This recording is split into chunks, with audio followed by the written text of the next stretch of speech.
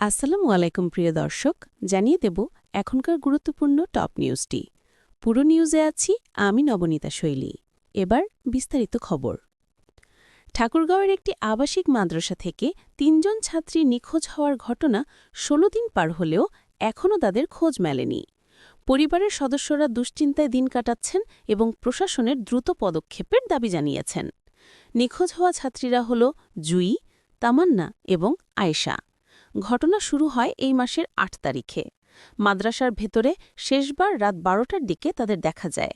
ভোরে কর্তৃপক্ষ বুঝতে পারে তারা আর সেখানে নেই। বারান্দায় মশারি ঝুলতে দেখে ধারণা করা হয় তারা নিজেরাই বের হয়ে গেছে।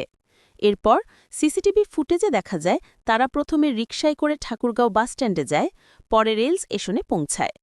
ট্রেন না থাকায় তারা একটি হোটেলে ভোর পর্যন্ত অবস্থান করে।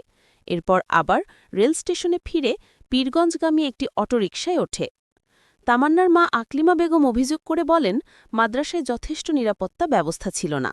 ভবনের বারান্দায় কোনো গ্রিল ছিল না এবং কোনো প্রহরীও রাখা হয়নি। তিনি মনে করেন এই অবহেলার কারণেই তাদের মেয়েরা নিখোঁজ হয়েছে। তিনি আরও জানান, খাওয়া নিয়ে মাদ্রাসার এক শিক্ষিকার সঙ্গে কথা কাটাকাটির পর থেকেই তার মেয়ের মধ্যে হতাশা তৈরি হয়েছিল। অন্যদিকে আয়েশার বোন লাবণী জানিয়েছেন, আয়েশা মাদ্রাসায় মানসিকভাবে নির্যাতনের শিকার হচ্ছিল এবং প্রায়ই বাড়ি ফেরার জন্য অনুরোধ করত। ঘটনার একদিন আগেও সে তার মাকে নিয়ে যাওয়ার কথা বলেছিল। এই ঘটনায় ১৪ই সেপ্টেম্বর আয়েশার পরিবার থানায় একটি অপহরণ মামলা দায়ের করেছে। ঠাকুরগাঁওয়ের পুলিশ সুপার জাহিদুল ইসলাম জানান, নিখোঁজ মেয়েদের কাছে কোনো মোবাইল ফোন না থাকায় তাদের অবস্থান শনাক্ত করতে সমস্যা হচ্ছে। তবে প্রযুক্তিগত সহায়তায় তদন্ত চলছে।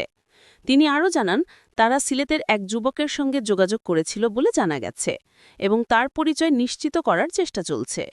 পুলিশ সুপার আশাবাদ ব্যক্ত করেছেন, খুব শীঘ্রই নিখোঁজ কিশোরীদের খুঁজে বের করা সম্ভব হবে। প্রিয় দর্শক, এই ছিল এখনকার গুরুত্বপূর্ণ নিউজ। আরও গুরুত্বপূর্ণ নিউজ নিয়ে ফিরছি কিছুক্ষণের মধ্যে। নিউজগুলো সবার আগে দেখার জন্য এই চ্যানেলটি সাবস্ক্রাইব করতে ভুলবেন না। ধন্যবাদ।